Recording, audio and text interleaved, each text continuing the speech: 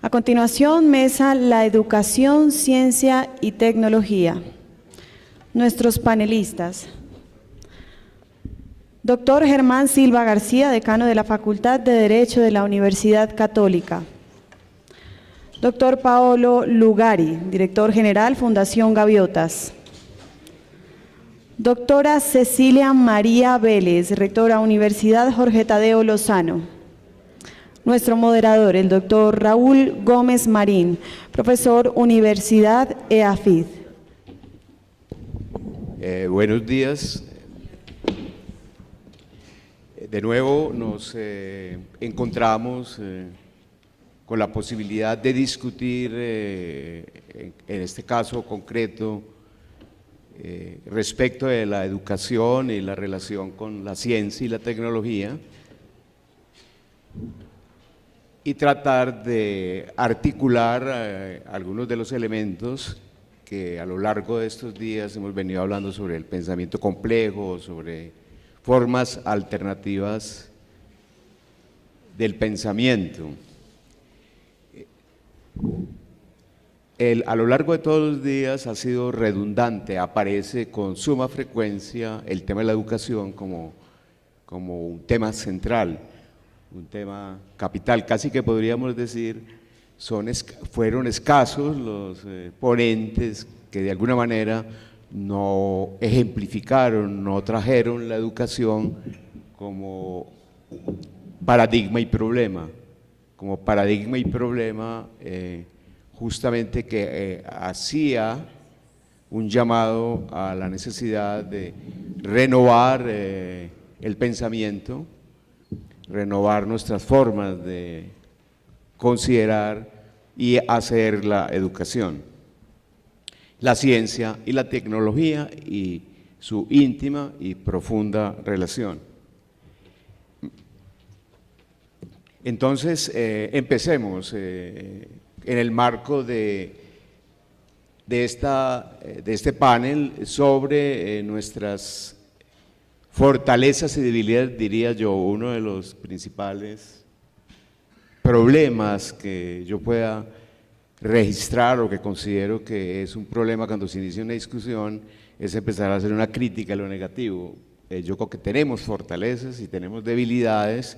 Entonces, en términos de la dialéctica fortaleza y debilidades, y qué posibilidades hay o qué ventajas hay o cómo podríamos encontrar estrategias paulatinas que nos lleven a repensar, a reconceptualizar aquellos elementos buenos y malos y a articularlos y rearticularlos en el marco de una nueva forma de ver y pensar la educación.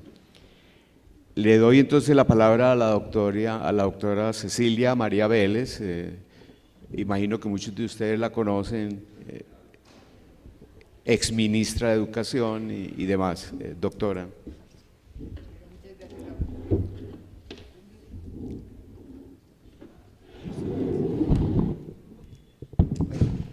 Bueno, muchas gracias, Raúl. Muy buenos días a todos.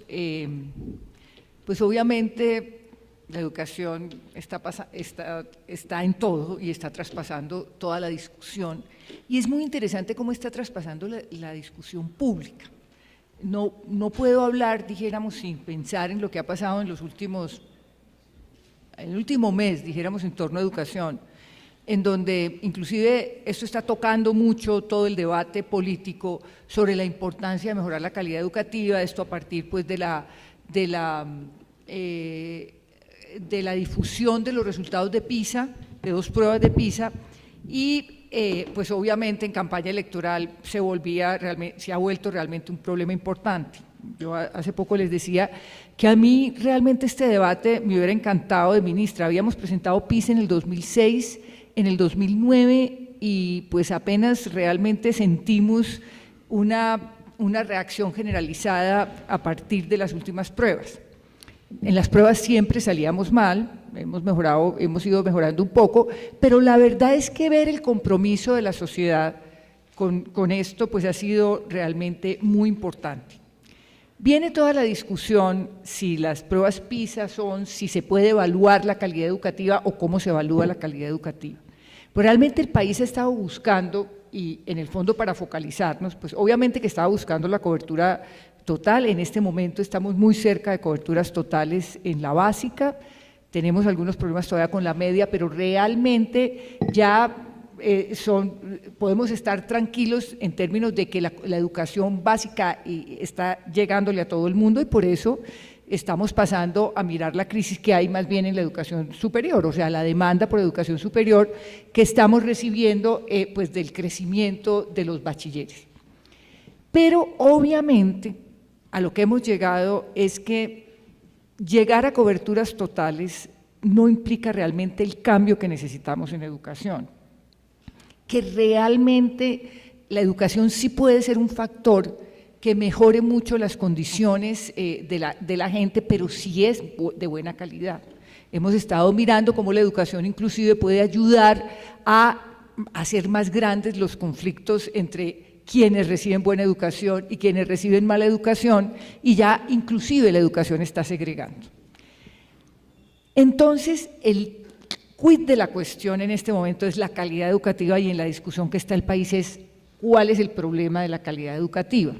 Desde los 90, con la misión de los sabios, hemos venido planteando unas cosas que yo creo que han sido muy importantes y que en este momento ya están más generalizadas, y es ¿qué entendemos por calidad educativa? En la década de los 90, cuando le preguntábamos a la gente, ¿usted qué entiende por calidad educativa?, pues no, que los maestros sean buenos, pues no, que las instituciones tengan buenas infraestructuras, que no, pues que tengamos tecnología.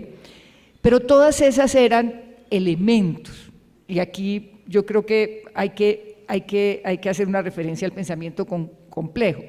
Pero ¿qué es lo que buscamos mejorando la calidad educativa? ¿Dónde está el centro del problema de la calidad educativa? Y obviamente contestamos con una cosa que es como de perogrullo: en lo que los niños aprenden, en lo que los estudiantes aprenden. Eso realmente parece una cosa de perogrullo, pero no es de perogrullo, es realmente de estas realidades, como decía alguien en el panel pasado, que parece muy simple, que parece muy evidente, pero que realmente es una realidad supremamente compleja cuando se trata de darle respuesta. ¿Cómo damos respuesta qué es lo que los niños aprenden y cómo le damos respuesta a esto? Es el resultado de una cantidad de variables que se unen en un momento, en este caso en la institución educativa, para generar realmente esos aprendizajes, para generar la pasión por el aprendizaje, para generar las posibilidades de creatividad en los muchachos. Cuando se cuestiona mucho, bueno, ¿cómo fuimos concretando eso? Dijimos, bueno, entonces aquí hay que evaluarnos, a ver qué es lo que están aprendiendo los muchachos, porque si no sabemos qué es lo que están aprendiendo y qué es lo que no están aprendiendo, pues cómo nos ponemos de acuerdo en qué es lo que tenemos que impactar. Y realmente fuimos hacia un esquema que podrían ser desempeños, competencias, que son los elementos también más genéricos, pero que no por ser muy genéricos no son muy complejos. La tradición de transmitir conocimientos repetitivamente, obviamente se está confrontando en el mundo entero. Cuando en el siglo XXI lo que estamos es en un mar de información, donde tenemos la información por todas partes, donde tenemos los contenidos por todas partes, el problema no son los contenidos que se transmitan, sino efectivamente la capacidad de elaborar esos contenidos y construir sobre esos contenidos para dar respuestas a problemas reales. Las competencias finalmente son esas, y volvemos y nos volvimos a tener que poner de acuerdo, y ha habido muchas discusiones en el sector, pero yo creo que ahí hay grandes acuerdos en que esas competencias básicas son lo fundamental. Vuelven a ser muy básicas, pero no por eso son simples. Que la competencia comunicativa, que un muchacho entienda lo que lee, que un muchacho sepa escribir lo que está pensando, sepa comunicarlo verbalmente, es un acto de una complejidad enorme. Es un acto muy complejo y que no es la tarea del profesor de literatura, es la tarea de todo el sistema educativo para que ese muchacho efectivamente llegue a desarrollar esa competencia. O la competencia matemática en un mundo en donde estamos viviendo en unas comunidades enormes, en donde precisamente para poder aprender los problemas complejos como los del medio ambiente, como tenemos que desarrollar el pensamiento matemático. O también el pensamiento científico como esa capacidad de preguntarnos, de formular hipótesis, de llegar a conclusiones, de volver a empezar si no nos resultó el experimento. Todas esas competencias, nosotros además habíamos adicionado una que era la competencia ciudadana. No, las otras también la desarrollan, pero pensábamos que efectivamente para un país con el conflicto de Colombia las competencias ciudadanas, como aquello de descentrarse, de respetar al otro, de respetar las diferencias, eran otras cualidades básicas que requeríamos desarrollar. Yo creo que a esto hemos llegado a consensos muy grandes. Obviamente cuando las evaluamos, encontramos que si no estábamos centrados en eso, que si estábamos centrados tradicionalmente en, bueno, primero meter niños al colegio, pero adicionalmente en repetir contenidos, pues obviamente los muchachos cuando se enfrentan a una prueba que les está preguntando más porque piensen, pues no realmente tenemos los resultados que tenemos. Es muy interesante porque ya tenemos líneas de base muy claras que nos están mostrando un camino para ir realmente abocando estas competencias que, como les digo, siendo muy básicas, son supremamente complejas. Por el otro lado, entonces la respuesta no puede ser, aquí tenemos que tener unos maestros iluminados que vayan y desarrollen estas competencias, porque no es solamente el maestro iluminado, y obviamente los maestros iluminados son maravillosos y hacen maravillas y a veces conectan con muchachos y los hacen ser muy buenos, pero realmente cuando nosotros nos acercamos a institucionalmente qué es lo que genera calidad y qué es lo que creemos, por qué ponemos a un muchacho en uno u otro colegio cuando tenemos la posibilidad de escoger, que ese es un drama por el otro lado, porque hay muchas veces que no se tiene la posibilidad de escoger, sino que se tiene que mandar al muchacho al colegio que sea, pero en general lo que creemos es, bueno, vamos a poner el muchacho en una escuela de buena calidad. ¿Qué es lo que estamos decidiendo ahí? Que es realmente una institución, y vuelve otra vez el pensamiento complejo, que son una cantidad de gente la que puede hacer realmente o que puede hacer que estos muchachos aprendan y desarrollen las competencias. No es el profesor de matemáticas el que desarrolla la competencia matemática. La competencia matemática la puede desarrollar el profesor de literatura. Asimismo, como el profesor de matemáticas puede estarle ayudando a ese muchacho a leer mejor y a entender lo que leen. Porque además uno de los problemas que hemos visto, por ejemplo, es que los muchachos colombianos no entienden los problemas, ni siquiera llegan a la resolución de la fórmula, no leyeron bien el problema. Entonces, eso dijéramos que empieza a ser un trabajo complejo y un trabajo articulado con una institución educativa que obviamente tiene un líder que es el rector, pero en donde entran a jugar muchos factores. Entran a jugar factores como los espacios, entran a jugar factores como los profesores, entran a jugar factores como la tecnología y los apoyos que tengan, entran a jugar factores como el nivel de educación que hayan recibido los maestros, pero realmente es la mezcla. Muchas veces yo recorrí mucho el país y estábamos ya, dijéramos, como habíamos empezado, nosotros teníamos la evaluación del ICFES, pero empezamos a mirar mucho, ya en quinto teníamos evaluación en noveno, entre otras cosas, para dar una información a las instituciones educativas de cómo lo estaban haciendo.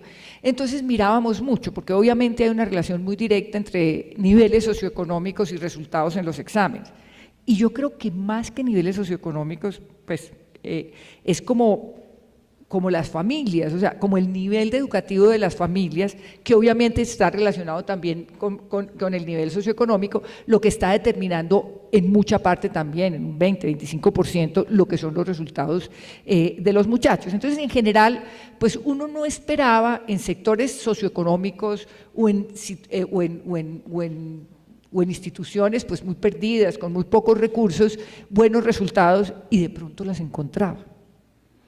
Y de pronto íbamos y los encontramos con los mismos maestros deficientemente formados, con las mismas escuelas, yo les decía, hasta con el mismo ministerio y secretarías malos, encontrábamos unas instituciones maravillosas. Y el milagro que se daba en estas instituciones era realmente, en general, un buen rector con mucho liderazgo, una pasión muy grande de esos maestros y una preocupación muy grande por lo que aprendían esos muchachos. De manera que ahí vuelve y juega cómo este problema de la calidad educativa se debe evaluar, dijéramos, colectivamente.